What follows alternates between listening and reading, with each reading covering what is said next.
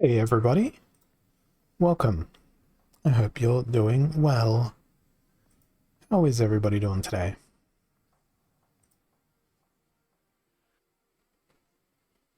I hope you're doing good. Following on from Show Me stream, I really think it should be Agony April because my my proposals for Misery March were not accepted, so I think Agony April is perfect. Or we could do Misery May. There's always hope for the future, you know. But my future is going to be Scotty Jesus Admiral April. Oh, that's funny. Appreciation April. Yeah, that'd be nice too. Hey, Bit002, welcome. I'll probably put you back to sleep or get you to sleep with my voice. I've got to do some brawls. Thanks, Shoimi, for reminding me that I needed to do my brawls because I would have otherwise completely forgotten and gotten completely distracted. So let's enter this first brawl and see what we've got. Reverse speed, magic flings back, and so do arrows. So all I need to do is play somebody with thorns. Oh, Kelly is banished. That's brilliant. I bet they're probably going to play Lux Vega instead. But that's not going to be my plan. My plan's going to be to play something with thorns. Something that can go and thornify the enemy's face. Like a rose bush or something. Just a rose bush as my front line. That would work well. No, I'm not going to play Yasik because he adds speed and it's reverse speed. Maybe I'm going to go Astral Entity so that we've got dodge. And let's have a look at the thorns. Because I am thinking Windeku is a viable option. But Onyx Sentinel feels like a great option too. But I need to make sure that he is helped out by an Amplify.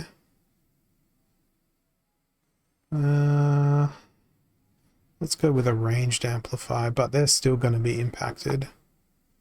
So I guess we'll just have to go with Carbalist instead.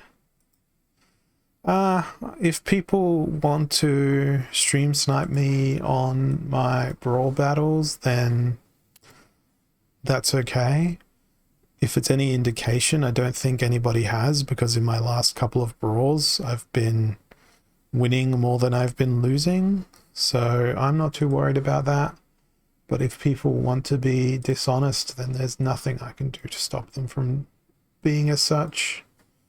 But I like to have the fact that there may be faith out there. Oh, I snuck the Gauledon in at the end there, I think. Yeah, Gauledon's a great card. And you know, if people were stream sniping, that suggests that they'd have to be actually watching the stream, and I don't think people are. So Yoden's banished for this one, and it doesn't really matter because Silent Summoners, but it's only 15 mana, so that's a bit of a struggle. I think I might go with another Dragon Summoner. But which Splinter? I think I'm going to go with Fire. Dragon plus Fire. That way we can use the Scavenger crew. Because Antoid Platoon is fantastic. Parasitic Growth, not the best in the world, but they're pretty good. And we'll throw in the Flame Monkey to do a whole bunch of repairs, but we'll put them in the middle so that they can be protected as well. And let's see. Oh, we get to watch this one. They've only got a level 2 legendary summoner there, so I think I'm going to win based on summoner level.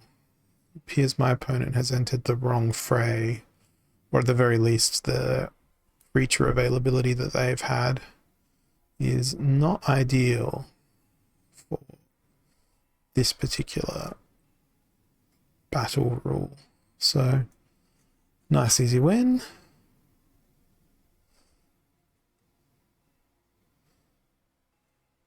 That Dr. Blight got lots of delicious meals through this battle, and I'm pretty happy with that. So that's me being unbeaten so far in this brawl. How's my guild going so far in this brawl? We are in 5th. So we're not doing so well.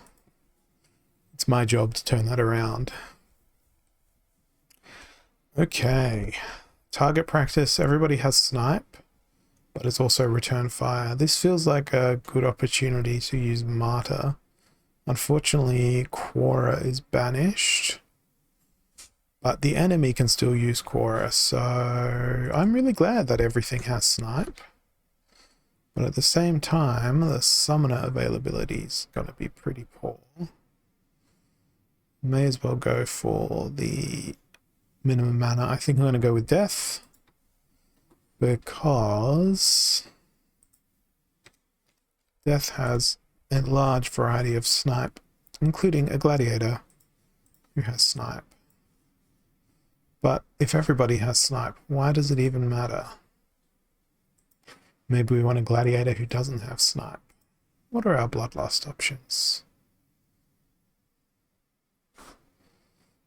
Or I could play the alternate strategy and not use anybody has snipe and just go with a pure melee team with sneak and opportunity and reach and all of these lovely abilities. Can I still fit a Golodon in?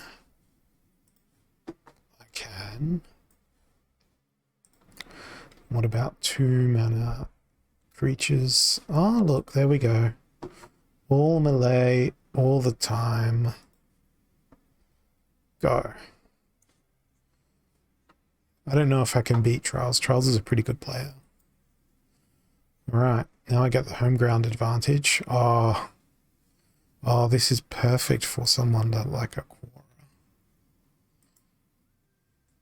We can even go with our little lovely Llama Mage. Where's our Quora? Bloodlust, please. There's our Quora. There she is. Martyr time. I said martyr time. Alright. We're going to surround her in martyrs, which will die to the poison. Then we need something in the front line that will also quickly die from the poison. Or perhaps resurrect people. I don't know.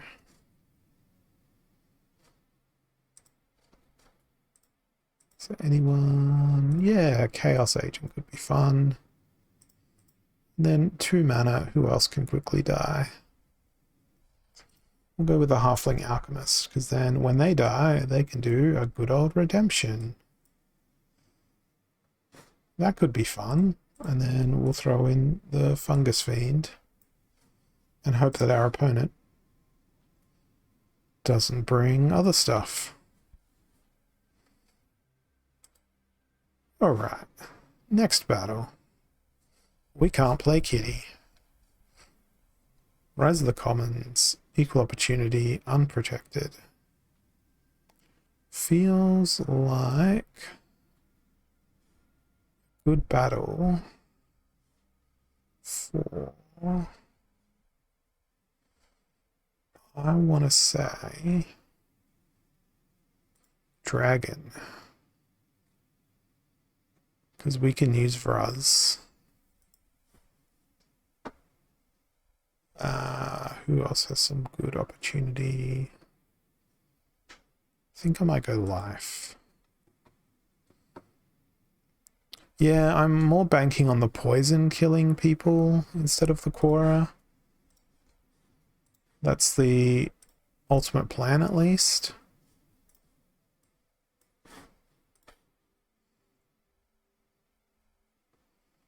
Okay, we want Stitch Leech to benefit from the Martyr here.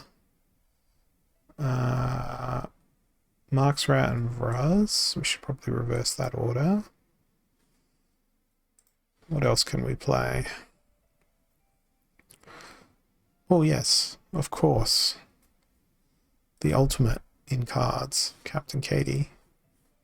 Actually, we want Captain Katie to also get advantage from Martyr. Probably more so than anyone else. So let's try that. And we've got 1 mana left, so we'll throw in the Chaos Agent. That way Stitch Leech gets an advantage. I feel like that's the best distribution of Martyr I can do. Oh, I really wanted to watch that battle. That's a shame.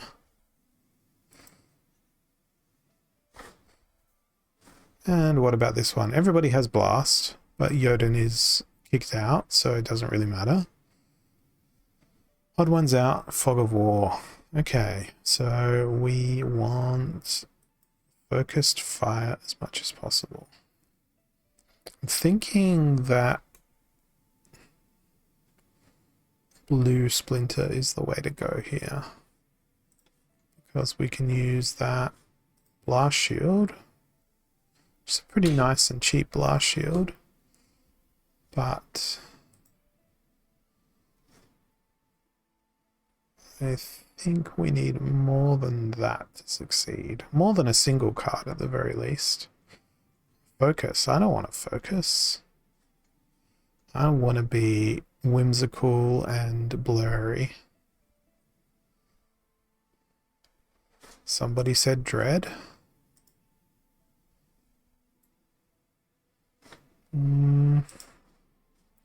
Yeah, the Bloodlust options aren't very inspiring here. I think he's got enough health to be a primary tank. Fight me. And then we'll put Myrtle Guardian here, because she will be invincible in that last position, because no one will be able to reach her with her blast. And now for the last battle. I got a different game. But we'll come back to those brawls in just a second, because I want to flip on over to talk about land, because it's time to claim land.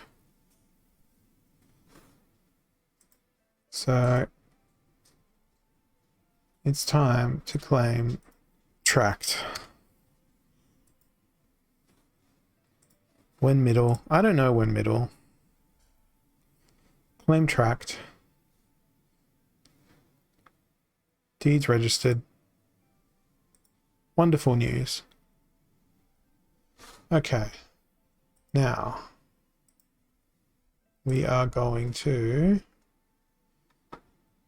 go to where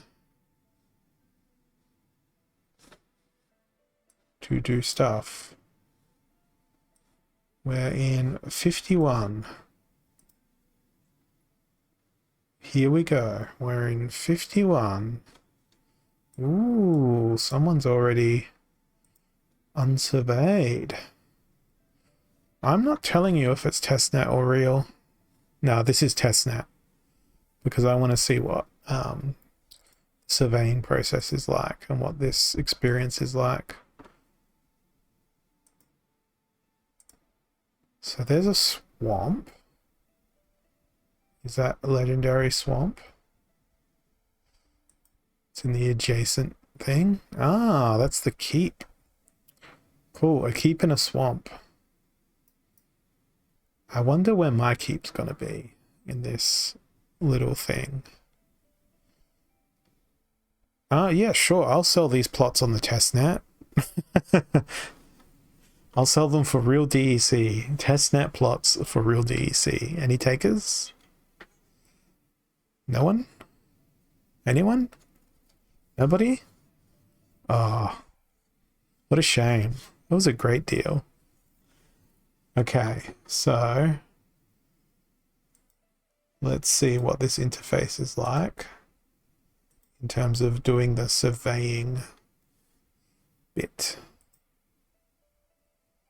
So we've got to go in and select the plots. So here's 100 plots. Oh, that's a lot of imaginary DEC. I'll take it. I'll take your imaginary DEC. No, I won't take your imaginary DEC. So we select the tract of land through the My Plots section. Yes, this is the MAV server. And let's hit survey. And plots to survey. Apply boosts. Add to all. Add to all. Add to all. We're going to be paying 3 million imaginary DEC to add these boosts, which is what I'll do when it comes to surveying my own tract, because I have the requisite DECB for the reals. And let's see if we get the castle. What do you think? Are we going to get the castle in imaginary tract land? Well, this is taking some time. I wonder if this is normal. It looks like there was a delay in processing this transaction. Please do not submit it again. How mad would I be if that happened on the real server? I would be so angry. I'd be like, what do you mean I don't get to see the animations? Let's reload the page. And see. There was an error completing this transaction. So does that mean my land has already been surveyed?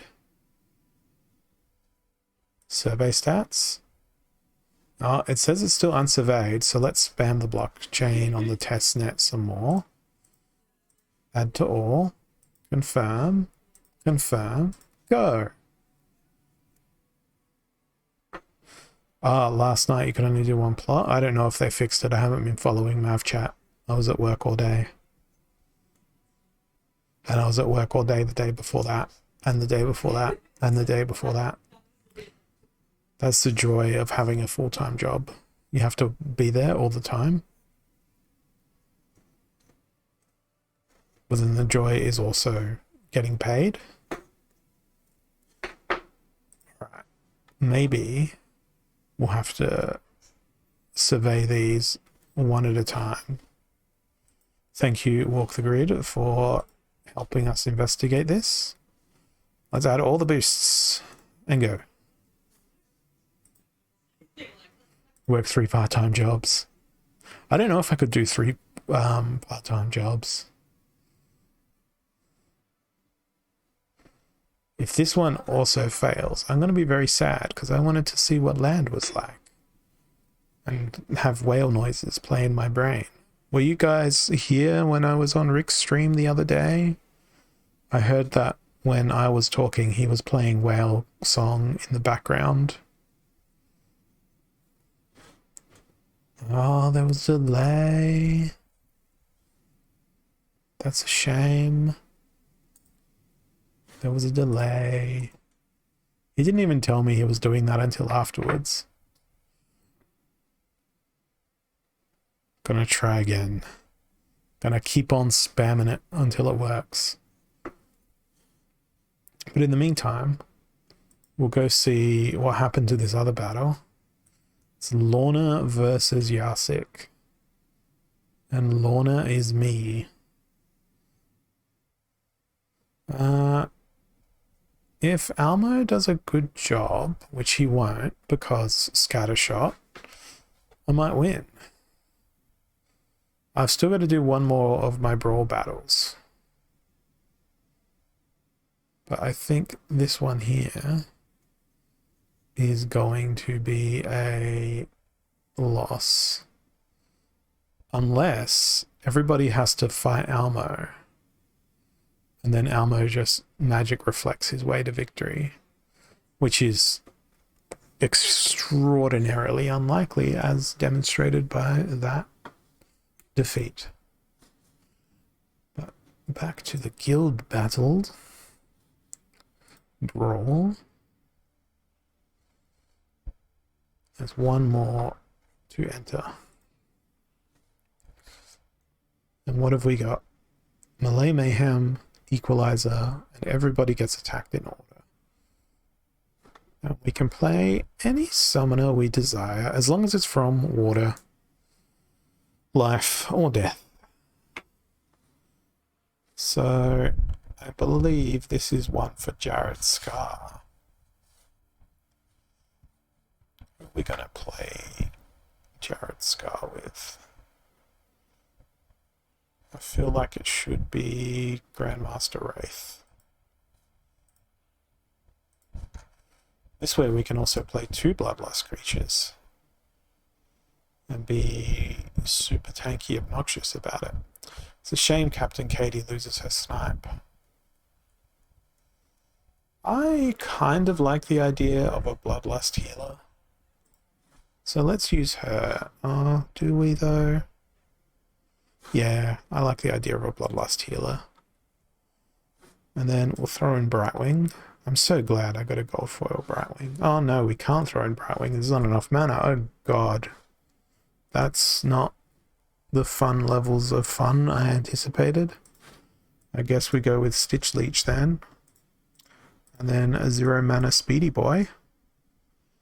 And then we hope we get to watch this battle. Why did I choose Wraith? I should have gone with like Lorna or something. Well, I clicked skip to results because the battle button wasn't there. And that's a loss too. Somewhat. 1 win, 1 loss, and I'm coming 3rd in my guild. I am the best. I am the greatest. Clearly the highest win-loss ratio in my guild, because I've entered all my battles.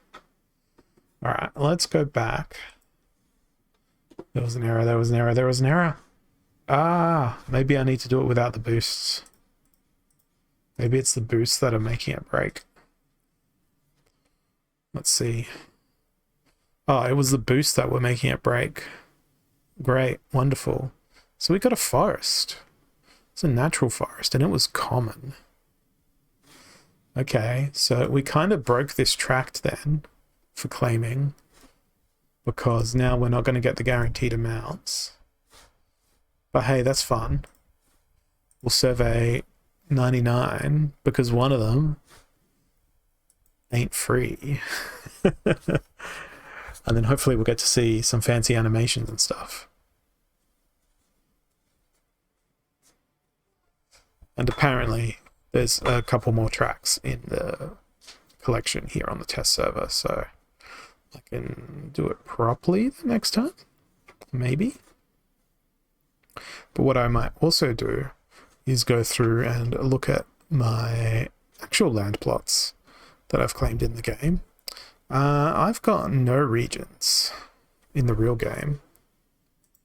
I have exactly 0 regions. Now that failed as well, so I said I'm going to go be entertained by first figuring out what my real tract is.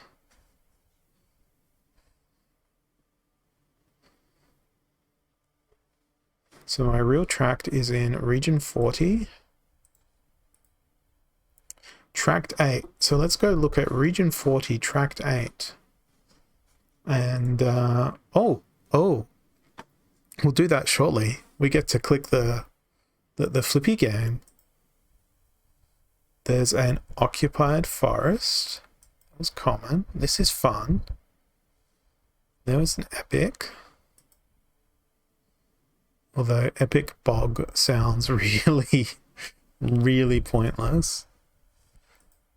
I believe this is going to be mostly bog. It was rare bog. Common bog. Ooh, magical swamp. That is common. More common swamp. So swamp and bog in this area. Ooh, death magic. But that one has earth magic.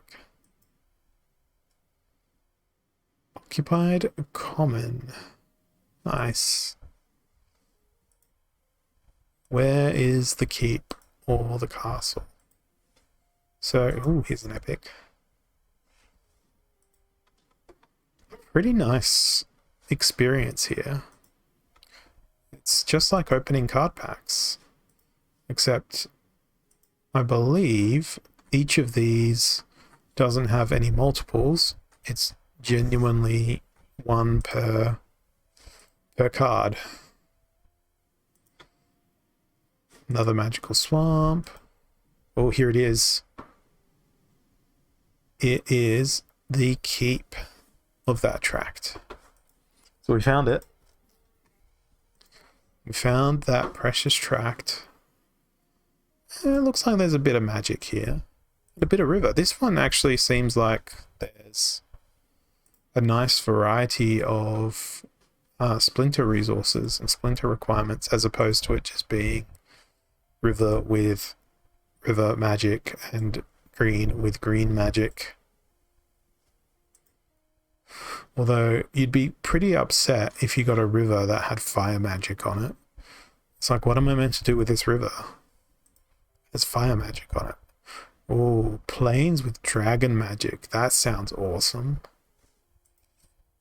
Or it might be terrible. I don't remember the table of bonuses based on the monster types. Yeah, I think whoever's got this particular tract in reality would be pretty happy about the variety in land types that they've got. There's been swamp, there's been river, there's been bog, there's been forest. It's a little bit all over the place, but overwhelmingly it appears, as I started saying, it was, pretty varied. It's a lot of swamp, a ludicrous amount of swamp. I'm expecting Shrek to rock up and tell me to get out of his swamp. That's occupied with some fiends. Ooh, a jungle. Ooh, and a Badlands that was filled with magicals of death. And then Badlands too, again. So, if we look at these plots, these plots are amazing. Yeah, Swamp Thing should definitely get a bonus for being on the swamps. Okay. So we'll go into here. So there's quite a few natural things there. There was the one of the keep. It was 3 epics. I don't know how many rares that was, but not bad. That doesn't seem like enough commons.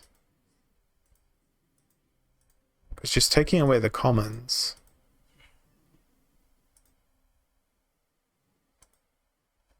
Okay, take away the epics and the legendaries. That's a fair few rares. That feels like a lot of rares. It's what, 1, 2, 3, 4, 5, 6, 7, 8, 9, 10, 11, 12, 13, 14, 15, 16. Yeah, that's a lot of rares. And then geography-wise, there was 2 Badlands, no lakes, that many bogs, no mountains, no calderas. There's a couple of plains. There's no canyons. There was a bit of river. It sort of loosely follows the shape of the actual river. So that's cool. Didn't see any desert. There was a lot of swamp. There's no hills. There was no tundra. There was one little tiny jungle and a bit of forest around that jungle. So that's pretty interesting. Let's do that again. Another tract. And this time, we will claim it all at once. And then we will go and investigate what my other land is. Actually, no, I'm going to go look at what my other land's going to look like. My real land. So I am in tract 40. And I have number 8. Oh no, I'm gonna get like so much river. I'm gonna get so much lake. Why am I gonna get so much lake? I wanted fields and stuff. So is my keep gonna be in the water? Am I gonna have a lake keep? Or am I gonna get my keep on this sort of land? I mean, this is all unsurveyed, so who knows what we're going to get. But my tract is tract number 8 in region 40. So it looks like my tract is going to be mostly water-based. And the good news here is, of course, it will all be randomized. It doesn't show... Oh, yep, it will show the castle. So in this particular case, the castle got randomized over here on number 572. What are the odds of me having that? I have one in tract 7 in number 40. So that's fun. But what's not fun is the fact that most of my land is going to be lake. But most of my creatures are going to be earth, I think, in my collection. Ouch. Who wants to buy some lake? It's uncontaminated, I swear. It hasn't been used to deposit mining residue at all. Maybe it has been used for mining residue, but of course, this is pure speculation, and it is going to be completely random all along the way. But let's go and go back to here. Plots. Change the view. And no deeds found in this region? What? I need to go back. And then we need to use this. So the interface, I feel like, could probably do with some work.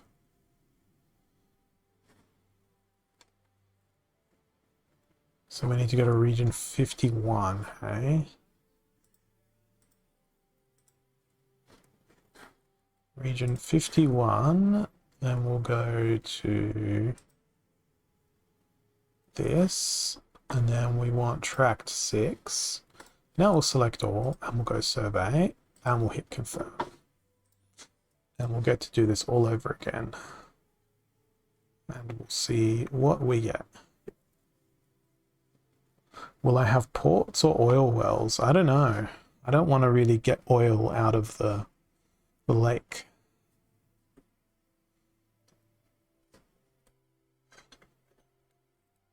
I'm hoping that this all at once survey works.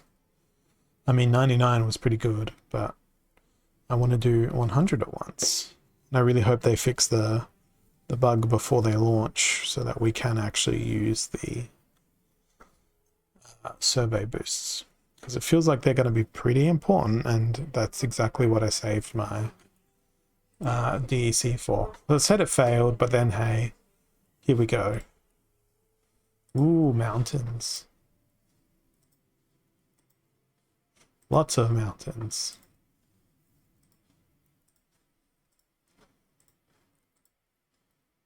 These are all pretty cool looking mountains with a fair bit of magic.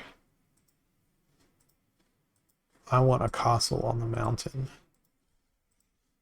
Can we get the castle? So I think the experience of opening land like this is pretty good, but it makes me feel like I want more land, which I know is not a tenable situation because I barely have enough resources to be able to support the existing land, but I guess also water, because it looks like there's a bit of water in my tract. Oh, that's pretty. If I get rivers with like earth magic on them, I'm not going to be angry because that's just pretty. And that's probably like the ultimate plot. Magic water with river. I also want to now go back and look at the land white paper and see what bonuses green creatures get on rivers or lakes. Because it's likely I'm going to get a lot of rivers. Where be this keep or castle? Where is it? Oh, here it is. Hello. Oh no, it's just a legendary. It didn't actually have the structure on it. Cool. Oh, wow. And here's the other one. There it is. There's the keep. So that's a nice little roll. I think that boosts it. I'm still working on that, Daru. I'm about a third of the way through writing the code because I started writing it in Python instead of using a spreadsheet because I wanted to use that as an opportunity to learn some new Python stuff. So I have maybe a couple of hundred lines of code that are working out the production points for the monsters based on my collection and all that sort of stuff. So I've got the information and my to-do list ready. I just need to, you know, actually do it. And I don't really feel like Splinterlands TV viewers would be particularly enthused or engaged if I just spent the stream writing a line of code, trying to run my code, watching it fail, then going to ChatGPT or Stack Overflow to try and figure out why my code failed. So, I mean, if you guys want me to do that, I'll happily do that. But I don't think it would be as entertaining as me flipping over cards. Why not? That's exciting. Yeah, see, I think it would be exciting too. But maybe other people wouldn't agree. I feel like we should take a vote. Let's do a poll. Let's do a poll.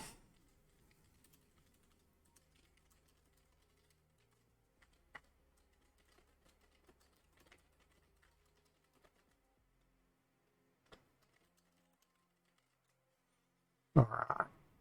The poll is active. Yeah, I am by no means a professional developer. I started learning how to use Python, I think probably 9 months or so ago. But my day job is data analytics, so I use Power Query, Power BI, SQL. When I have to, I use Excel, but I've used a number of other open source data tools like Nime, and that's pretty much all of them to do stuff. Let's see what the results of this poll are so far. Oh my god, you guys want me to suffer so much. It's 11 votes saying yes, pull out Python, and 0 votes saying no, don't pull out Python. All right, I'll open up my IDE and we'll see where I got up to. But you're not going to be able to see the code because the text in the IDE is tiny. But I suppose I can open up Notepad++. Come on, Notepad++, do your thing. Notepad++ is taking up too much space. Okay, let's create a new tab in my Notepad++. Bring it back over, change the language to Python. And then I'll explain what I've got so far, and you guys can tear my code apart. Went from mobile to large screen for this. Well, prepare to be disappointed. Big Barger. That's about as big as I can make it in Notepad++. So I'm using the pandas library to do the data manipulation in Python. Then because there's an issue with different reward cards belonging to different editions, I have to find a list for the beta reward cards, to find a list for the untamed reward cards, to find a list for the Chaos Legion reward cards. You look like I'm getting a flashbang in CSGO. All right, let me turn down that light. I don't have a dark mode for my Notepad++. I don't have a skin for it. Yeah. I don't know if you're referring to the code sucking or just the structure of this being annoying, because it's not a sequential range of numbers. Well, it is a sequential range of numbers up to a point, but then you go from 79 to 108 sequentially, then 131 to 134, then 206 to 223. So that is repeated, and that's due to the fact that the airdrop reward cards drop in the middle of reward cards and the different reward card cycles. So then we have a variable for the max level for rewards, what the rarity in the Splinterlands API is for common cards, max level for rare, rarity for thing, and so on all the way through. Then we have a little bit of code here that basically says if the card detail is in, so card detail ID is a variable returned by the Splinterlands API, which basically is the serial number or the unique identifier for the card. So if you're in the Splinterlands game itself and you go to your monster collection, you'll notice that it's now very dark because it's dark mode again. So I'll turn that light back on. And let's say we pick the flame monkey. You can't see here because my URL bar is cut off by my overlay for the most part, but the flame monkey is card ID 272. So if card detail is in beta reward cards, so if 272 is in here, now it won't be, because 272 is a regular card, not part of the reward collection. It's basically find this, find that. So it says return 5. So beta reward cards have a multiplier of production points by 5. These ones have a production point bonus of 2. These ones have a production bonus of 1. Then we're doing a little bit of detection. Yeah, there is that column card ID. I'm using that to look that up in the API. So I'm basically saying if card detail ID is in this list, stamp it with a 5, stamp it with a 2, stamp it with a 1. So I am looking that up through this method. Then we have a couple more functions, basically identifying if the card is max level or not. I'm in flashbang mode again. Let me remove the flashbang.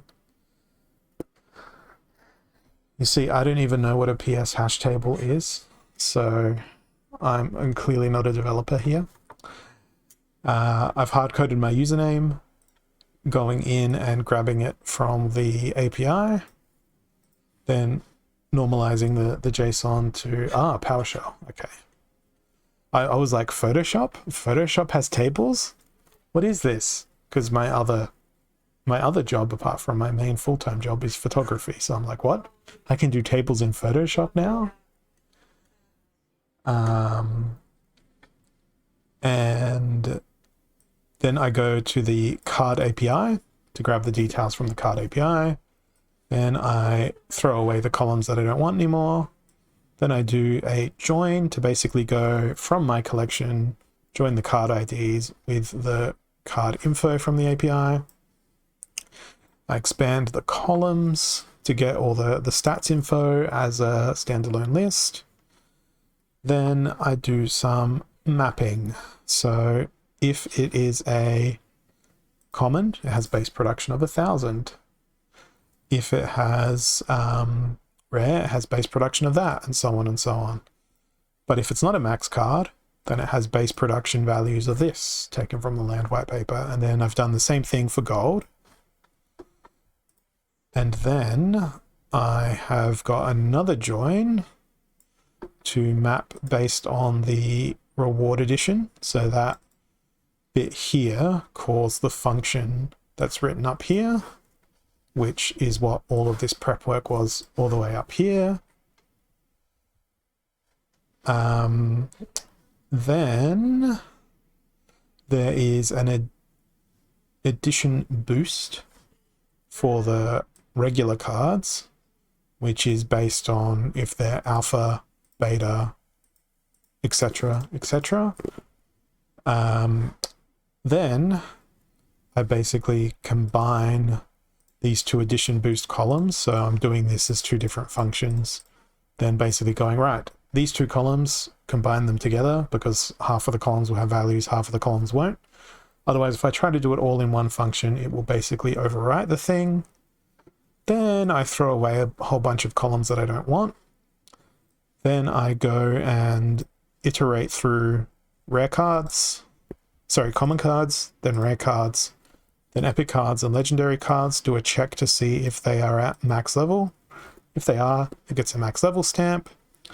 Then once I've got those split lists, so I've got a list of my commons, I've got a list of my rares, I've got a list of my epics, I've got a list of my legendaries, I then rejoin that list all together. But before I do that, I want to then do another calculation, which basically says if it's max, return a new column saying this is production points based on base times by addition bonus, or if it's gold, then gold bonus, etc.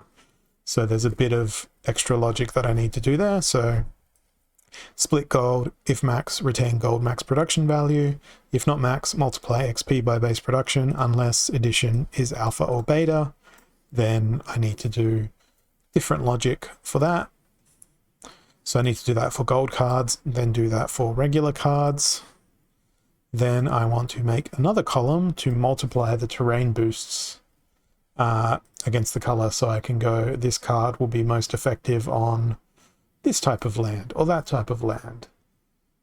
Then after that, I'll need to build a sorting algorithm once I know what my land is going to be, once I've actually claimed and surveyed it in the real game, to basically say this is the optimal selection of creatures for this plot of your land based on the other ones that you've already deployed or have already reserved for other lands. Now, Peak Monsters has a tool that sort of does some of this stuff, but it doesn't directly look at your personal collection. So I'm sort of just using this as an opportunity to build something that I can use in a specific way, and it helps me build out my data wrangling skills, including API access and data cleaning, or data gardening if you want to call it. We're doing some gardening on our monster collection because they need to get ready for land,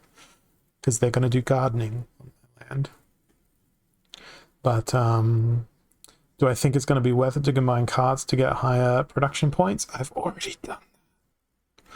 I've already combined my cards as much as I possibly can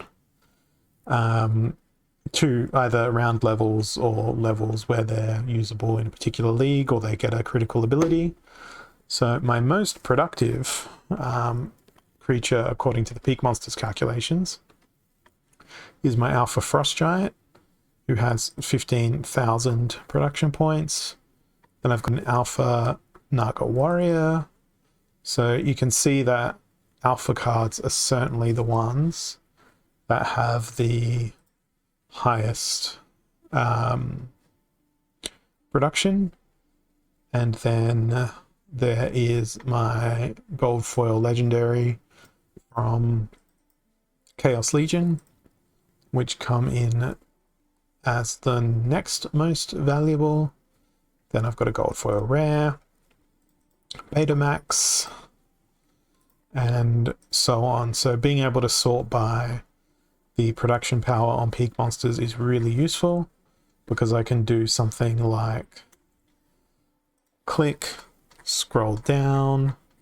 I have 103 plots, so 103 multiplied by 5 is 515.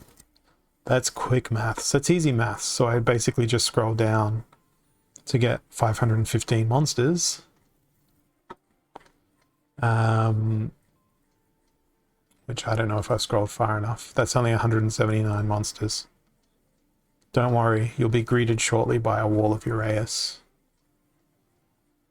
In fact, just to make this activity go quicker, I'm going to zoom out so I can scroll through more stuff. There we go. There's my army of Uraeus. Hang on, now I have to scroll back in. Here we go. Where are we? Come to me, Uraeus. I will be the ultimate Snake Lord. The ultimate Snake Lord. Look at this. Uraeus. These are all max level Uraeus that I got in preparation for land.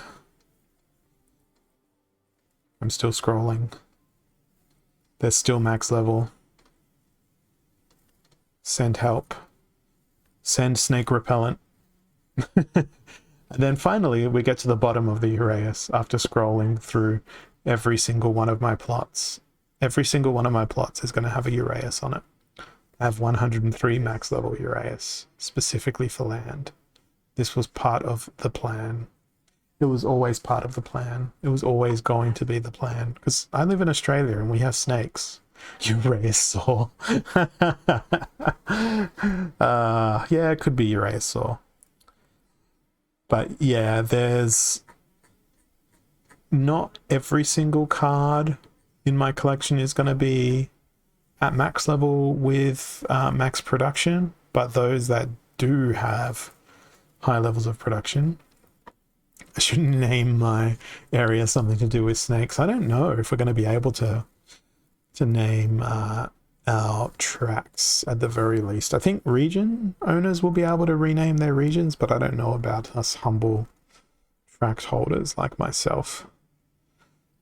But yes, I have an enormous amount of cards, but once these are all deployed in land, I am going to have exactly no cards for battle. So perhaps I will need to rent cards to fight battles. Alternatively, perhaps I might just find myself playing in gold with the remnants of my collection that aren't working on land. I'll need to make that assessment once I see what actually ends up being taken up or consumed by my land production empire, whatever that's going to be. But anyway, I thought I still had plots to flip over here. No, we don't. But it does give me an idea based on our little spy that we did on tract.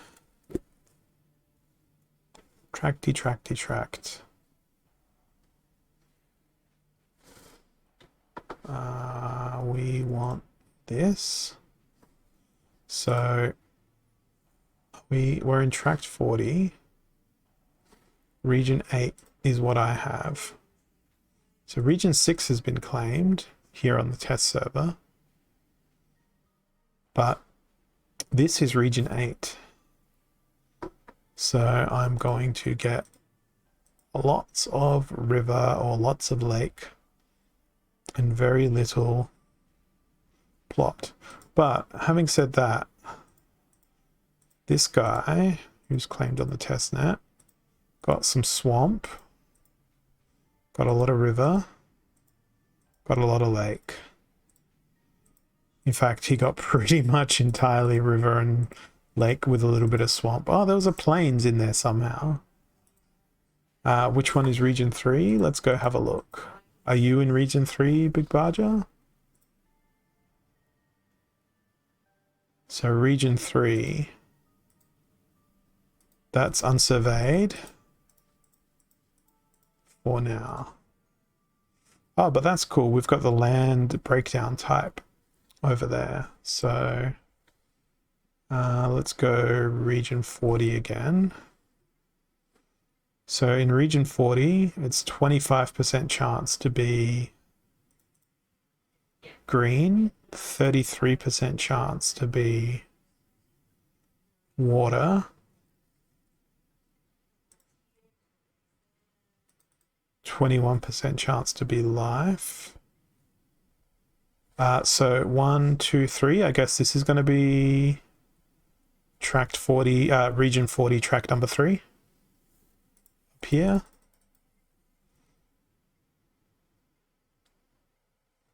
So that looks like probably the best tract in this region.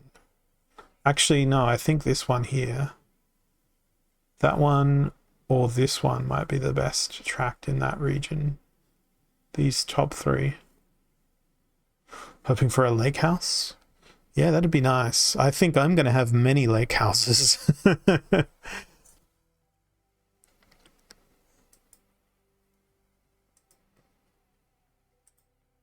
Show geography colors, show rarity color, show no colors. Haha. But that's cool. And then where is my other land in the real world? So we've got 40, we've got one in track 7, one in the tract is tract 8. Then in 42, I've got track 2 and track 6. So let's go look at number 42 over here.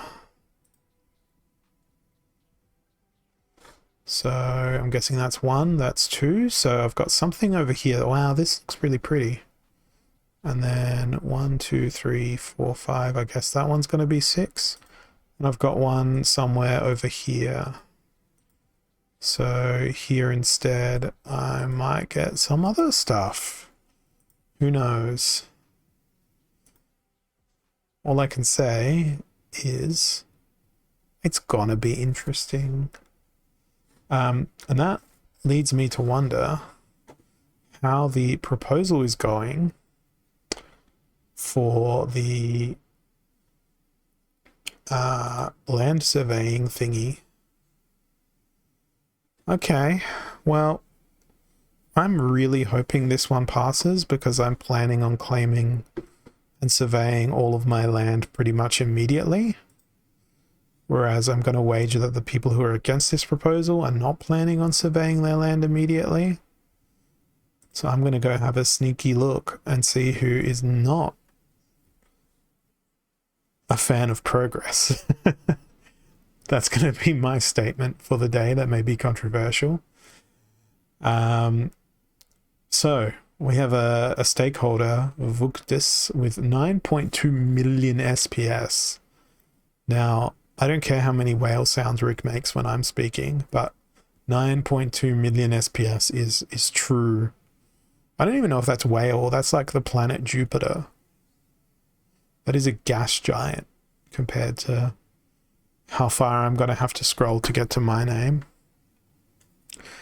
Then we've got Blockchain FF, who has not supported the proposal.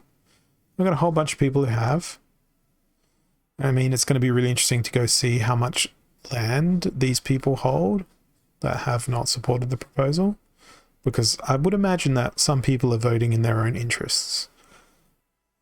I basically fundamentally just said I'm voting in my own interest as well. But it's also in the interest of the fact that all the little landholders are probably going to be really keen to jump in and survey their plots. And by them assuming that risk, they should get more rewards than people just sitting on unclaimed, unsurveyed plots, and them still getting more SPS. If you're going to get the SPS for holding land, your land needs to be working and functioning, not being just held forever, waiting for the right moment to claim, because this should hopefully accelerate land claims, this proposal. So I'm seeing a lot of good, positive names in the community supporting this particular proposal, and that fills me with joy. We can see Region 2. Yeah, we'll have a look, JB Saints. Region 22, sorry, yeah. But look at how far we've got to scroll. Scrolling. Where is my little thumbs up? There's my little thumbs up to say, yes, I support this proposal, but look how far I had to scroll. So in conclusion, I am not a whale. Let's go look at Region 22 for JB Saints. Region 22. You're not too far, neighbor. So Region 22 looks like potentially some deserts, maybe some badlands, some rivers, some jungle, maybe. Yeah, jungle. It's not letting me click on these other ones. It's only showing me the 6th tract for some reason in these areas. Let's reset those filters and see. Okay, now it's letting me click the other areas. So that's unsurveyed. But I'm just looking at the area. It looks like it's most likely to be life or green splinter with water thrown in. Plot can be seen, maybe. Do you know which plot you've got?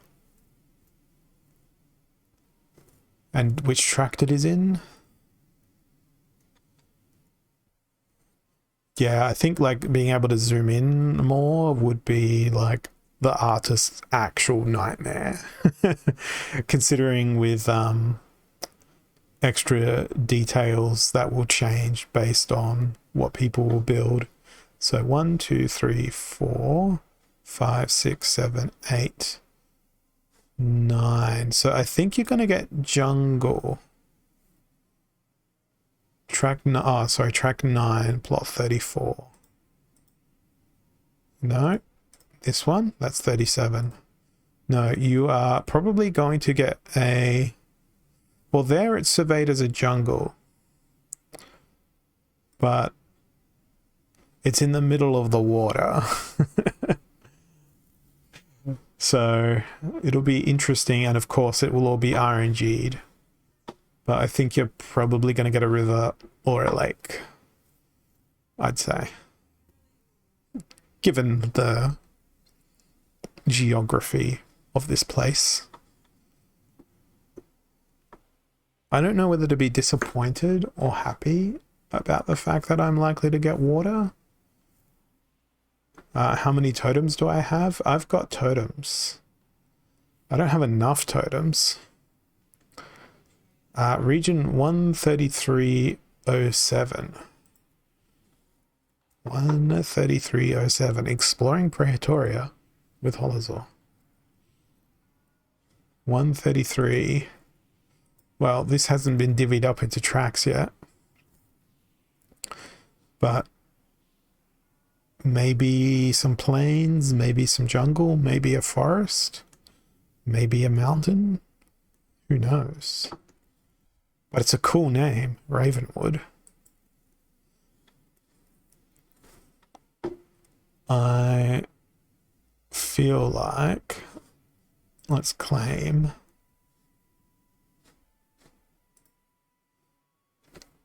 8 more tracks and just watch that land claim animation all over again.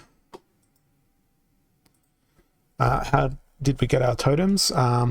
They were part of a old liquidity pool promo / lucky dip as part of the land purchase. You want your plot there, but it's probably going to take 2 more years. Well, depending on what happens with this proposal, vote yes for this proposal, and it's probably likely to happen sooner than 2 years. But if this proposal gets voted down, then I feel as though land deed claiming is going to stagnate, and then there'll also be no real benefit for people to survey their land. Whereas here with this proposal, it's all about providing an incentive for people who survey their land. So you've got, and yes, I'm going to open up MS Paint right now. So currently, wow, that's very bright. I must be in flashbang mode again. Let me make Paint be dark mode. There we go. Paint is dark mode now. So currently you have box 1. And inside box 1 is SPS for anybody who has land, right? So anybody who has land gets their portion of SPS from this land pool. Okay. This is me explaining Javi's proposal. What Javi is proposing is that you will then have 2 types. So currently, let me rephrase this. You have 2 types of land. You have claimed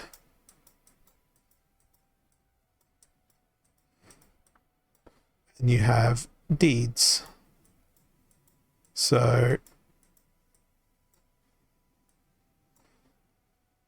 all of this gets equal SPS proportionate,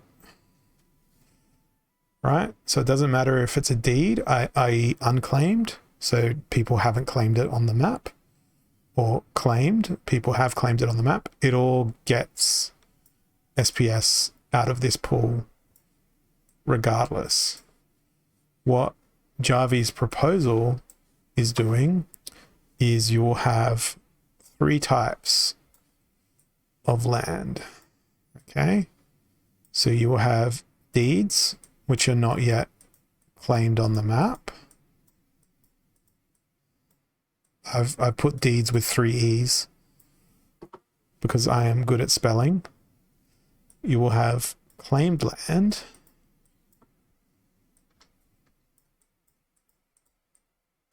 and then you'll have surveyed land. So where people have gone and surveyed their land and whatnot. Now, you then have the bucket that contains the SPS.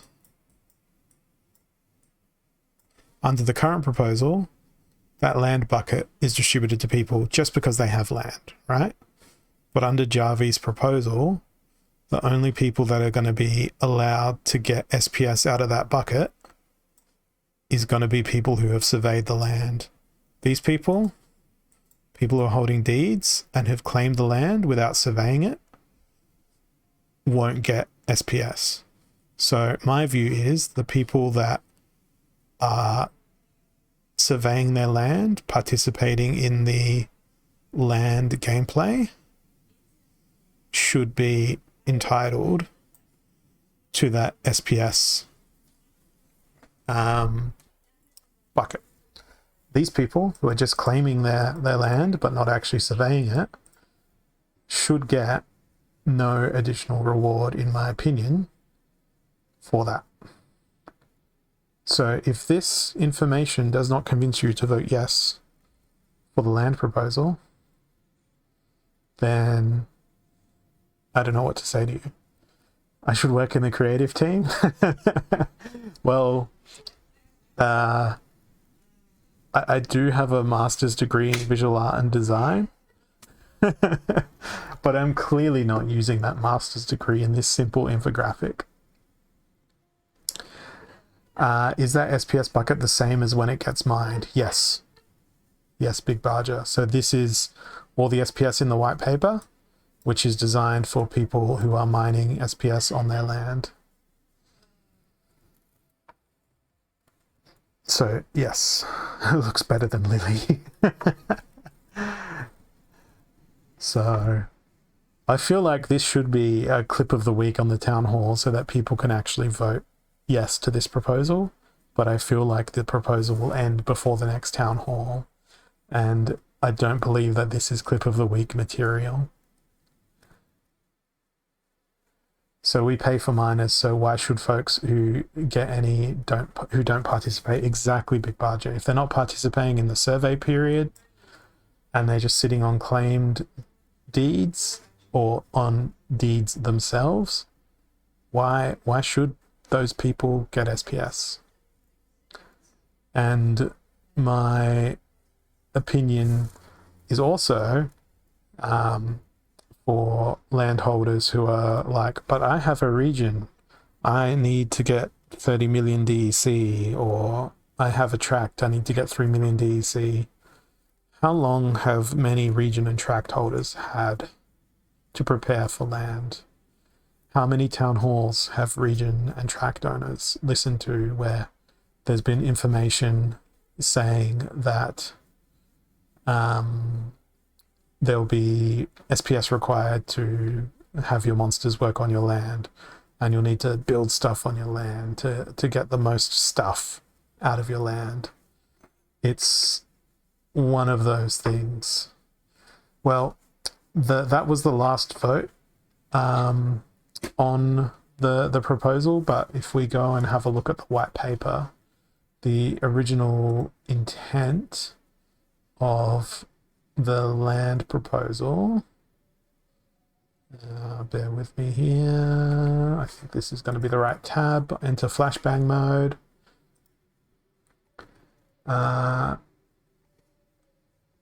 So we've got types of claims, items and spells, transferring land, original land expansion announcement.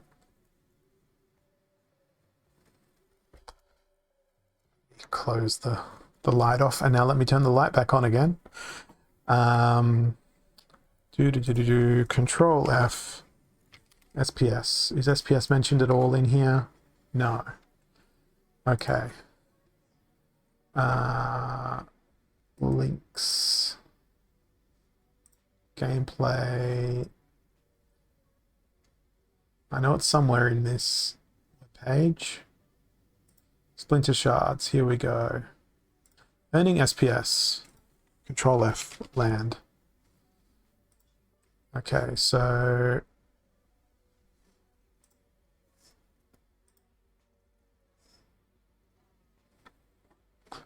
that was, as a direct result of feedback from the player community, we're putting forth a proposal to begin paying out the SPS reward pool allocated for the land expansion to land claim token holders in the Splinterlands game in advance of the land expansion being released. The SPS white paper indicates that 6.25 million SPS per month, decreasing at a rate of 1% per month for 65 months, is available to be paid out as part of the upcoming land expansion to the Splinterlands game. Due to the fact that the release of this land expansion has been significantly delayed, many community members have expressed interest in beginning to distribute that reward pool to holders of the land claim tokens. If approved, this proposal would add 6.25 million SPS per month in rewards that would be distributed equally per plot of land held within a Splinterlands game account on a daily basis. This would mean that players would receive approximately 40 SPS tokens per month in the first month of this. Land claim tokens held on external platforms are ineligible. Now, please note that once the land expansion is released, a new proposal is likely to be published to stop these direct rewards to land plot holders and instead give out the SPS on a different set of mechanics specific to the economies of the land expansion. So what Jarvie is proposing is very much in the spirit of this original statement. The forewarning was there in September last year, essentially. However, it does say ultimately it is up to the SPS token holders to decide how or if SPS tokens will be distributed to landholders or to anything else for that matter going forward.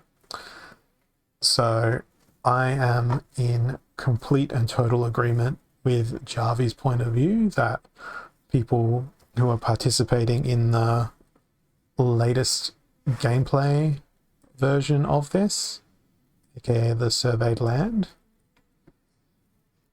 it is stuff. It is the sparkle, it's the magic. Whereas the unclaimed deeds, the non-surveyed land is not the sparkle. This does not fill me with joy. This fills me with joy. But yes, I get it. It doesn't make you instantly able to put aside 3 million SPS to do that. But you can use vouchers. You can use vouchers to get DECB with the SPS stake. You can not necessarily inject new capital, but I know that some of the landholders I've spoken to have injected new capital. There can be SPS burning, there can be card burning.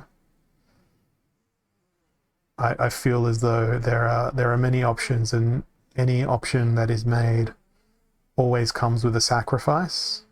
And that's not only true of Splinterlands, but if you come to a T intersection in the pathway, you can turn left or you can turn right. That's a decision. And that's decisions that people need to make about this, because you can't have everything. I remember Agrid very specifically saying that nobody's going to be able to have everything in this game. So that creates the ability. You cannot sell unsurveyed land since you could give away a castle. Yep, that is correct. So you need to survey that land in order to get the SPS. That's my thought. But hey, everyone is entitled to their opinion, but I feel as though this makes the most sense from a equitable outcome where people can jump in with full faith, whereas others that may not want to get into that and prefer the status quo have to realize that the game needs to move forward. That's my view. Yeah, alternatively, you can sort of sit on it unsurveyed, take the hit, watch all 9 other tract holders around you claim their land without a castle, and then know that you're sitting on a castle. That's another possibility that could happen. But me, I'm prepared. I'm very prepared. I have my DECB sitting there waiting, ready, and every single voucher I've been getting while I've been waiting, even though I voted no against the DECB proposal, I'm still going to take advantage of the fact that it's available to me. So I've got my DECB ready to do my surveys, and I'm going to be doing it straight away, no matter what, because guess what? That's going to mean that I have a head start on people that don't survey their land immediately. At least that's my feeling. This was all from vouchers. In fact, I think I did this on stream. I traded my DEC for vouchers, then I calculated how much I would need for the land, and then I went and got it. But now I am short the raw DEC staking requirements. But that will be sorted out by my rental income up until the point where monsters can be thrown at land, and it will likely be sorted out by then understanding what requirements my land actually has once it's surveyed. Will I need more water monsters? Will I need more whatever monsters? My DEC ticks up constantly. Yeah, that's because there are quite a few cards that I am renting out. So if I go all rentals, yes. So there's 3,797 cards in my collection, or 46,920 BCX, or how much collection power? 1.8 million collection power that I am I've got on the rental market for other players to use and play with. So that's probably why my DEC keeps ticking over, and then I tab back into that tab and it goes up a little bit more again.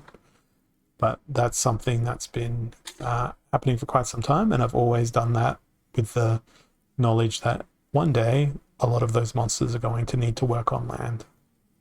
So I've had, what, 2 years, 2.5 years to prepare for land, and I've spent that time preparing and getting myself ready because I knew this was coming. And I feel like other people have also had adequate warning. So I want to see the game move forward and for areas to be claimed quickly. And I feel as though if this proposal doesn't pass, we are going to see people sitting on their hands. Their hands may be made of diamonds, who knows? But it's going to take longer for these other claims to occur in the other regions if there's no incentive to claim regions or to claim tracks or to claim individual plots. So that's my view. I want to see this whole map be claimed. I want to see every plot working. I want to see every tract working. I want to see monsters locked away on land. So, yeah. And I know you guys keep accusing me of being a whale. But if we look at the top hodlers, my hands are made of hands. Are you an AI-generated creature who just has, like, misshapen hands? I'm the 138th largest holder of SPS, 46th largest holder of DCB, and 56th in terms of DEC. I wonder if there's one here for production power as well, because I bet I'm nowhere near the top of production power, but collection power is probably comparable. 301st in terms of collection power. So it's interesting, Vuctus, who's the largest SPS stakeholder, voting yes for the proposal, has nearly 50 million collection power, which is insane. Where do they appear in terms of DECB, or in fact, anything else? Do they appear? So they've only got 2 million DECB. What about DEC? Are they prepared?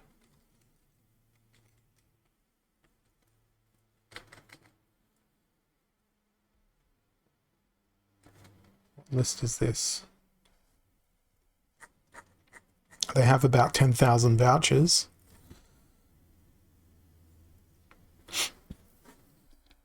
But maybe they have their DEC in a liquidity pool. I don't know.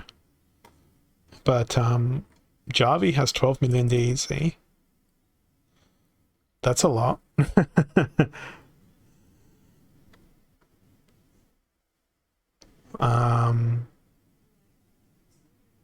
What about DECB? Let's have a look.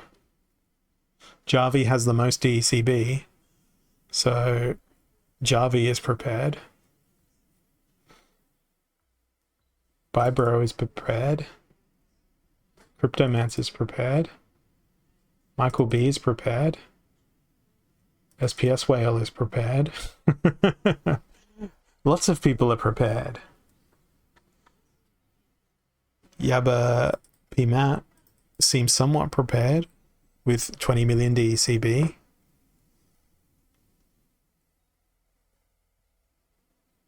So there's a lot of people there that seem to be prepared, but if we look at it in terms of regions, in terms of DECB, we have 6 people who are basically prepared to claim their entire region with all the bonuses using DECB, which is pretty incredible. And then if we look at it from a DC standpoint, do any of those names also appear? So yes, Javi also appears. Where does Bybro come up? Vibro does not appear to have much in the way of DEC there. Hey, Yummy Tea Kudasai, welcome. I only say your name because it's fun to say. I hope everyone agrees with me.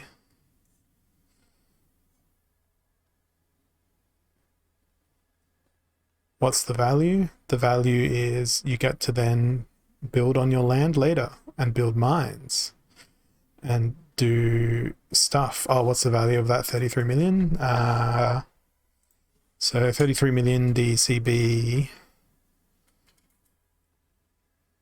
I need to delete one of those zeros.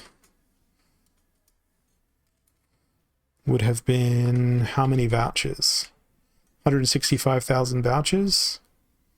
What's a voucher worth? 13 cents? 21 grand of DECB. That's for a region. Divide that by 1,000 plots. It's $21 worth of vouchers. If you have an SPS stake, how many vouchers do you get dropped per day?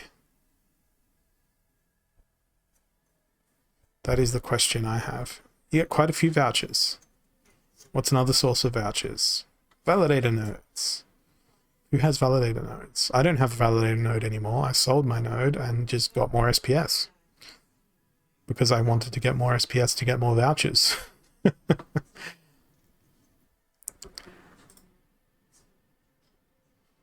Wow, somebody has 179 validator nodes. That's insane. Does Jarvie or Peak Monsters appear in this top list of holders? Jarvie has 26 nodes.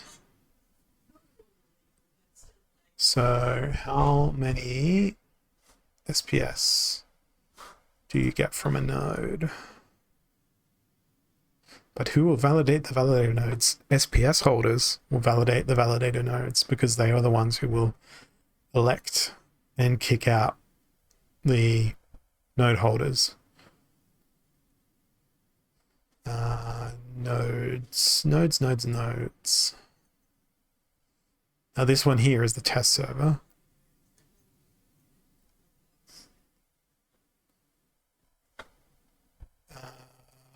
It's not showing the activity on the test server. There it is. It's like 14 vouchers per day.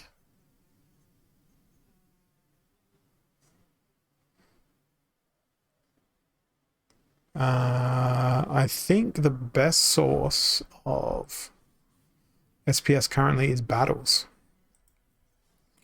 But in terms of stuff that you can hodl, I have my 103 land plots. So 103 divided by 138. So each land plot is, no, wrong way around. Each land plot, 38 divided by 103. No, I can't use a calculator to save my life. 138 divided by 103. So each land plot is generating 1.33 SPS per day. I have 702 tower defense. So that needs to be 60 divided by 702. So each tower defense pack is generating 0.08 SPS per day, if my math is correct. Whereas my battles in Wild, since the last claim, have generated 72 SPS. So there's them datas. And then of course you get more SPS from the SPS that you have staked. So let it snowball is what I have to say.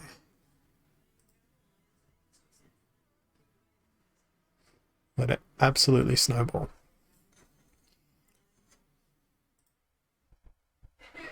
I know I want more vouchers so I can get as much DCB as possible. I almost bought more energy today because I wanted to play more battles. But then I'm like, no, I need to hold that DCB for actually using on the land expansion instead of spending on battles. So that's where I came up to in terms of my thing. The important piece of information here is that everybody's going to make their own decisions. Everybody's going to be willing to throw whatever they're willing to throw in.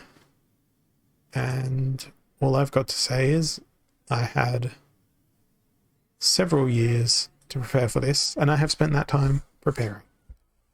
Others may not have. So, yeah.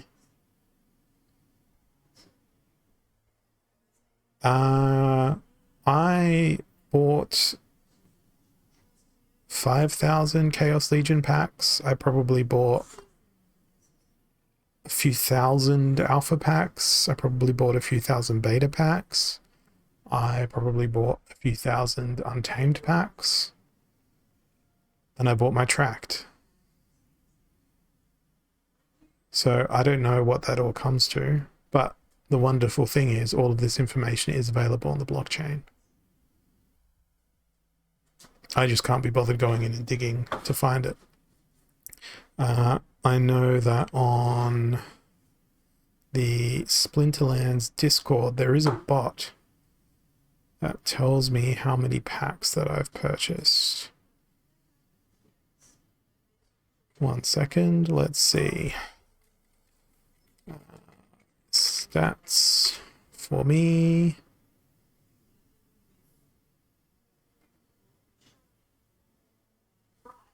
Okay. What is the command? Is it packs? Because that just tells me about my cards. Okay, so Hive user Holozor has purchased 5,723 packs. So that doesn't define the additions. But then I've also purchased packs on my other account, Holozaps. So Hive user Holozaps has purchased 6,365 packs. So in my Splinterlands time, 5723 plus 6365, I've purchased 12,088 packs in my time at Splinterlands. And yes, that's correct, Big Barger. I did cash out at one point between the release of the beta edition and Untamed. And then I came back in. So some of those packs would have been purchased beforehand. Some of those packs would have been purchased after that. And a lot of these would have been volume discounts as well, because I took part in the Kickstarter for the game and took advantage of the mass pack purchase stuff.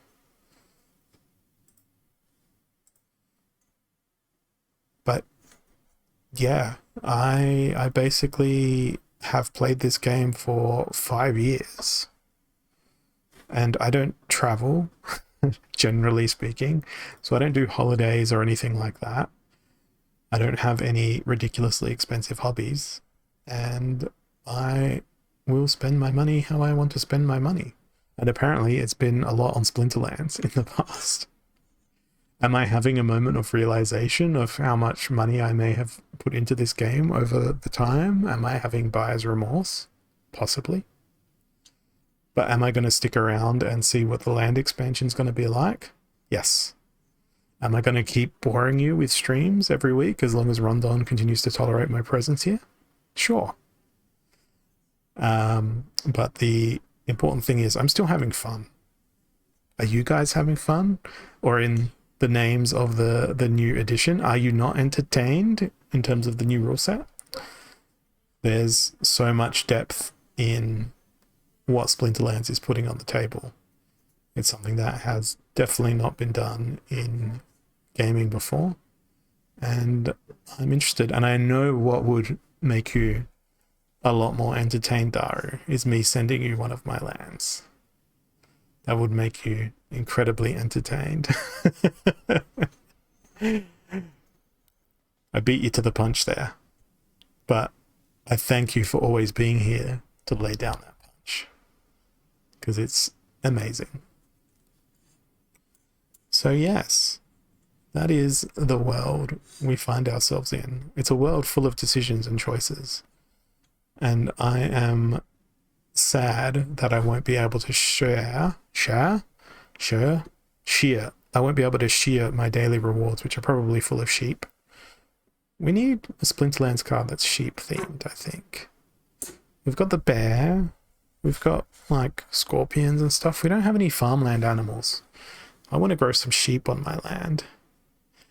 How loud is a whale's cry? Loudest animal of all, can not only be beaten by can only baleen whales emit calls that travel further than other voices in the animal kingdom.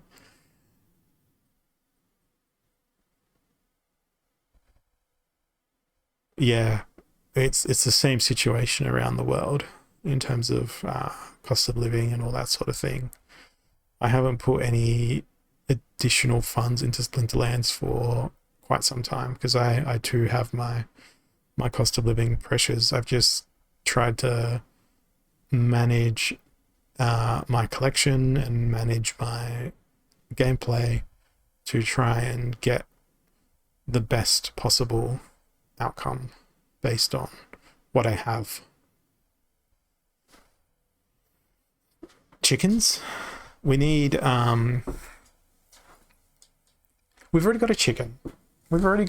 Yeah, we do. We've got the angry chicken. Where is it? I know I've got a gold foil. But it's not playable. It's delegated. Hello, chicken. Where is chicken?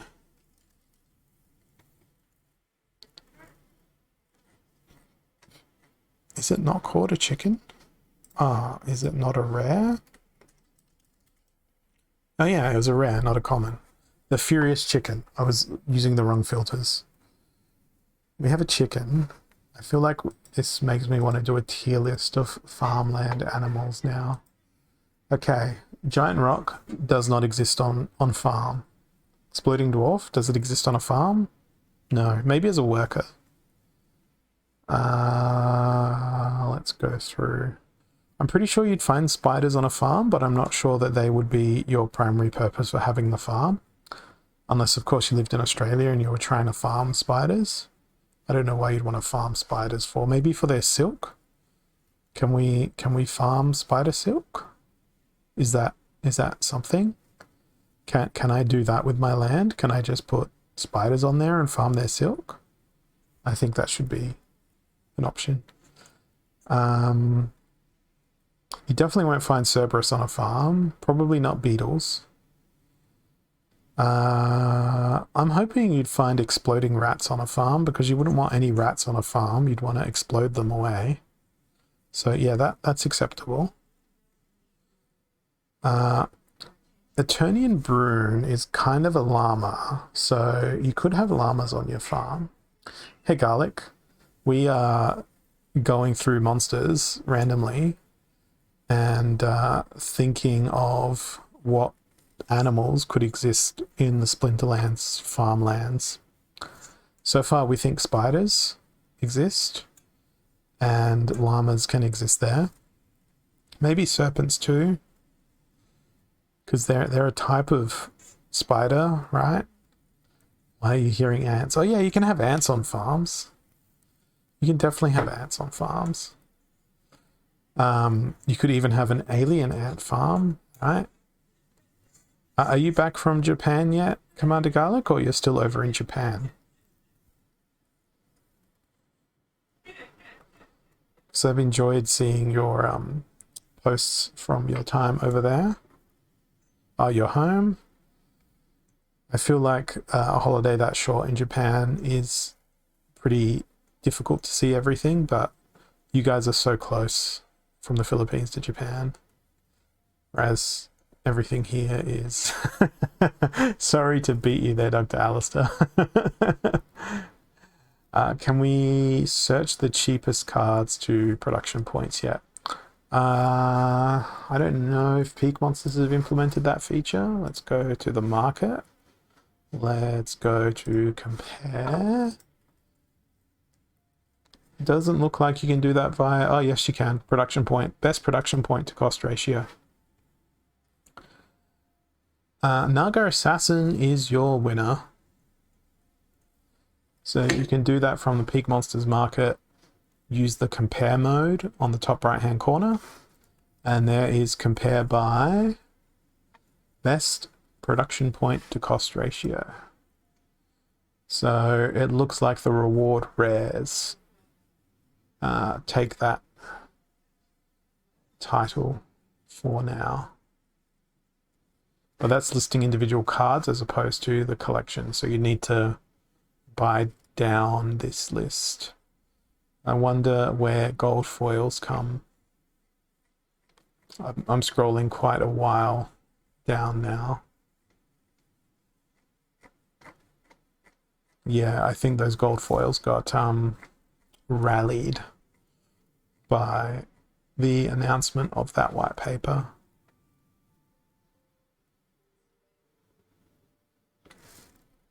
But yeah, that's what I like about Peak Monsters is they add all these features where it's like, wouldn't it be nice if, and you go look and it's already there. Because I was going to make the suggestion to Jarvi and Asgarth if that was not in there already, but it certainly is. So that's awesome. Click gold. Yeah, let's have a look. So in Goldland, 1 USD for 116 production power. In regular foil land, 1 USD for 203 production power.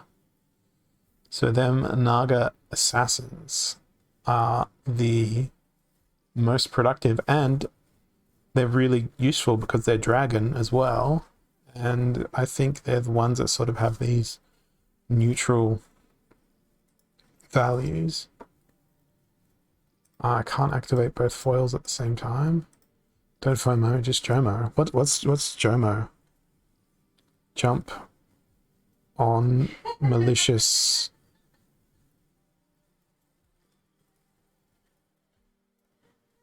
Open? Don't FOMO, just JOMO? I'm confused, Walk the Grid. Please explain what JOMO is. DC is raising a lot in these past minutes. Is it something to do with everything that I've said? I'm gonna pretend to be aggroed right now. But yeah, it's still not at peg. It is still nowhere near peg. Yes, I know that FOMO is fear of missing out, but you typed JOMO, J, for jumping of missing out, unless that was just a typo. Is J close to F? I don't know. I had to look at my keyboard. I don't think my stream's affecting prices, but I'm about to affect joy of missing out. I've never heard that before. Walk the Grid, the joy of missing out. And now we're going to go into flashbang camera mode again, and that was a very long flash mode. And oh, look at that. It's Walk the Grid. Congratulations. You've been active over the last minute. As were several other users, but only 7 of them. So there's a mycelic infantry. And that's been running in the background the whole time.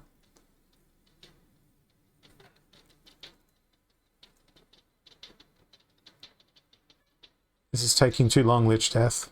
You get a gold foil too. And now we have Pokepox.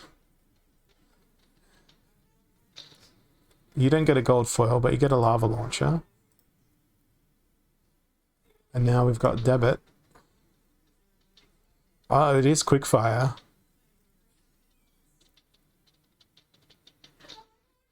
Unfortunately, that's a Venari Knifer. And the last spam is Lucian. And what is this gonna be? I got Goya Lion. Okay, that's that done. That's Monster March done for me. Surprise! When you least expected it. And now it's over. So those of you who were active in the chat and engaging, you were more likely to win at the start when I just did it saying nothing. And now we're back in non-flashbang mode. Now, Garlic says that they were doing something important. I am somewhat terrified of what they're going to do. But I do know how I'm going to introduce their stream in the next 15 minutes when they take over from my show here on Splinterlands TV. I've got some words to do the introduction. I don't know if you can jump onto the Splinterlands TV Discord streamer chat, Garlic, if you want to do a really smooth transition from your stream to my stream, or is it a really big secret what you're going to be talking about? Because I've just jumped on into that streamers only voice channel. So if you want to join me, we can have a really flawless transition from my stream to yours. If not, I'll just know that you hate me forever. And I know that hate is a strong word. It's a big, big secret. Okay, I see. So are we going to speculate on what Commander Garlic's secret is? I need to know. I'm going to take a drink of water because I haven't done that for like 2 hours at this point. Tell me, people, what is Commander Garlic's secret? We need to know. We need to continue to build the lore of Splinterlands TV. Like earlier today, I was so happy when I was going through the new posts on the Hive blockchain and the Splinterlands community to find a post featuring the lovely Butops. Oh, sorry, Butops. I need to say that correctly. But let's see if I can find that again by going through the new posts in the community. Because as you guys also should know by now, I go ahead and upvote any Splinterlands related memes that I come across in the Splinterlands community as well. And hey, here's one. Love how this Agor resurrects. No, dies and resurrects, and then his whole team gets demolished. You thought you could beat me with your Agor, but I am the Agor. Let's go watch this battle.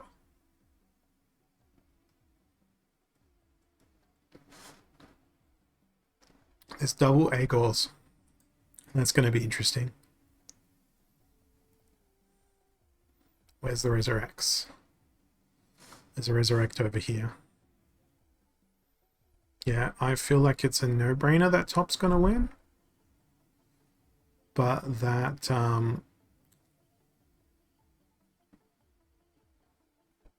is a lot of damage on the enemy team. Can I at least predict the win correctly? I think I have now. Prismologist is starting to tear apart that enemy backline, which is great news for this person's battle.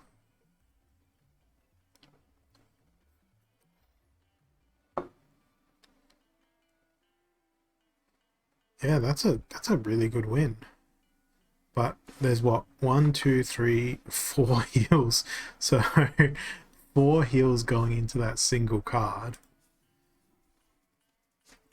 So let's go ahead and leave a comment there.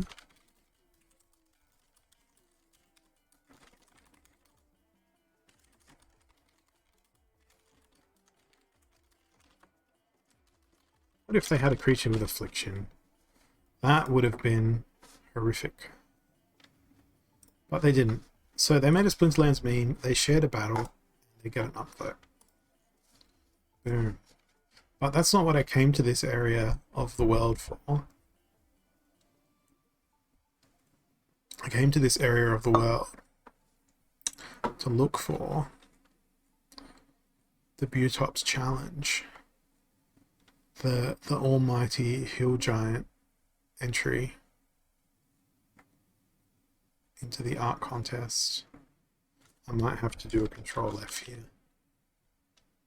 No, hill has not been found yet, so it may have been some time ago. What about giant? Nope. Alright, I'm gonna have to go to my own comments here and try and find my comment. Here we go, paging, Butops. Go to original post. So here we go.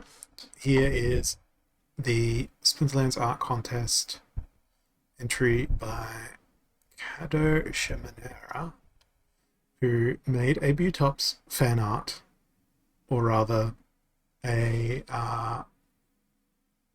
hill giant fan art. But I saw this. They documented their process of how they've put together this artwork, and I went in, paging, Butops, this is relevant to your interest. Please comment here, Butops. We have a joke on Splinterlands TV that Butops is the hill giant personified. Great work on capturing his essence. Now I want to see what now Butops may have seen this, but he didn't comment. He needed to leave a comment on this.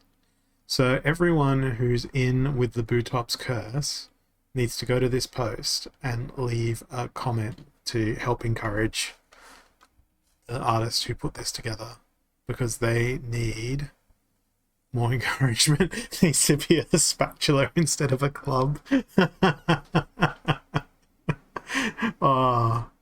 That would be excellent.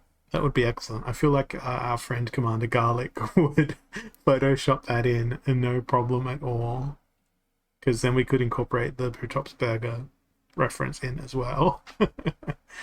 So guys, seriously, go to this post on the blockchain and upvote it, or leave a comment to help support this author. They've been around on Hive since 2018. They've been around forever. They deserve support if they've been persistent for 5 years on the blockchain.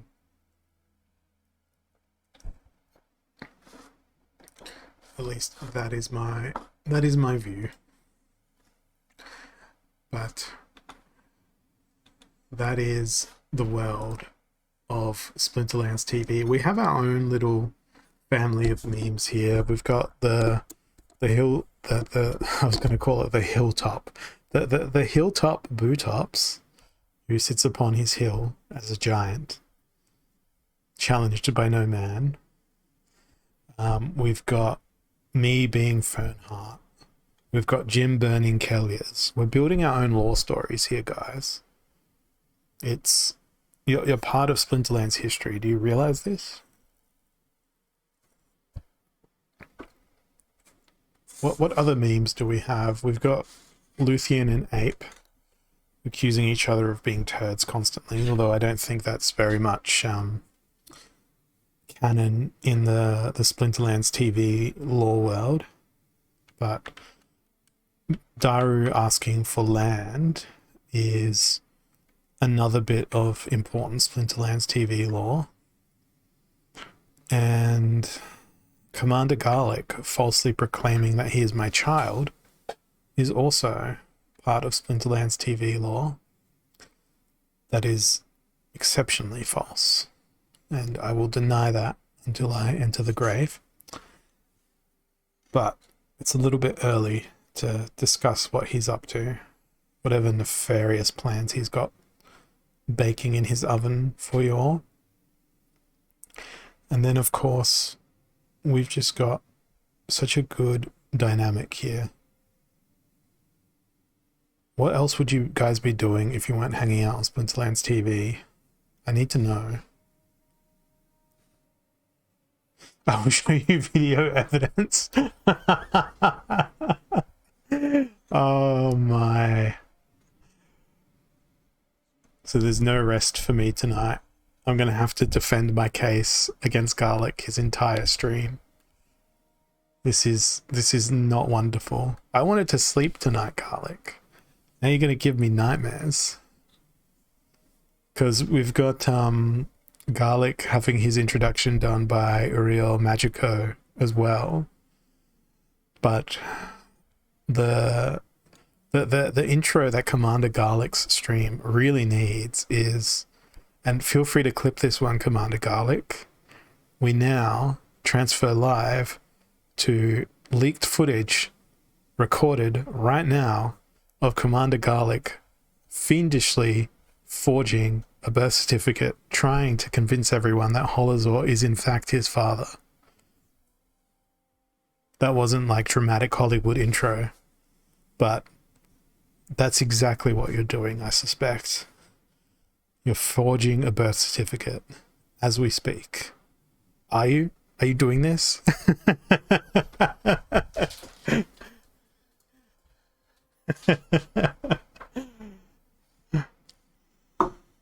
I feel like that's what you're doing. If he's denying it, it means he's actually doing it, right, guys? I feel like that's the case. You see, all I did in my MS Paint was just try and argue for the SPS proposal that I want people to support. We'll go to that if necessary.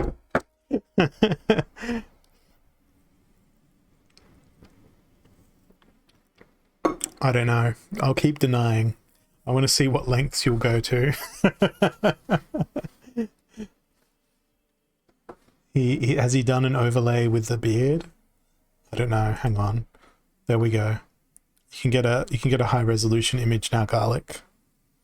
I'll even move the microphone out of the way, but I'll move my drink bottle into the way.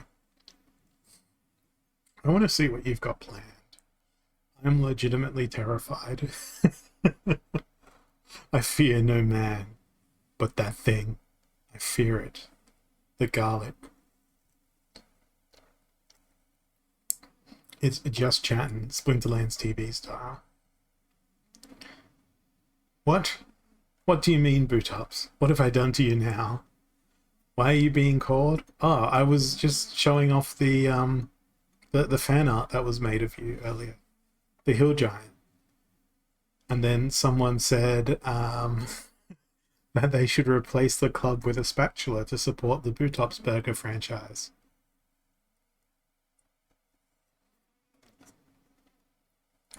We were summoning you out of love, not out of to annoy you. 3 minutes left. No, it's only 2 minutes left now, Garlic. And I'm genuinely afraid. If you want to hear my live reaction, feel free to jump into the Discord thing. Yeah, I was under the impression that Bootops had seen the thing. Like Star Wars, he can say, Holazor, I am your son, and then you can scream, no. But you didn't comment. Comments are the most important thing. Oh, Barwang is here, but he's on mute. This is gonna be moments of our life. I'm gonna unmute my audio here on my webcam. Which means we'll be able to potentially hear Garlic. Hang on, I have to change my scene back. Wrong thing. Unmute my PC audio. So if Garlic speaks before his allocated time, we will hear it here on my stream. But he is being enigmatic and mysterious. And hopefully I will show up on his stream in audio, so you'll be able to hear me some more. You're adjusting your sounds. Okay, well, we will definitely have a smooth transition here. Garlic and I have perfected the Thursday evening transition from one stream to the next. So oh, here he is. So thank you everyone for joining me this evening. I appreciate all of you and your presence here on Splinterlands TV. May your March be full of monsters and your April full of agony. Until we speak again on Monday, have a wonderful, beautiful existence and continue to help me deny the fact that Garlic is my son, because he is not my son. Thank you all. I'll see you all next time. Cheers.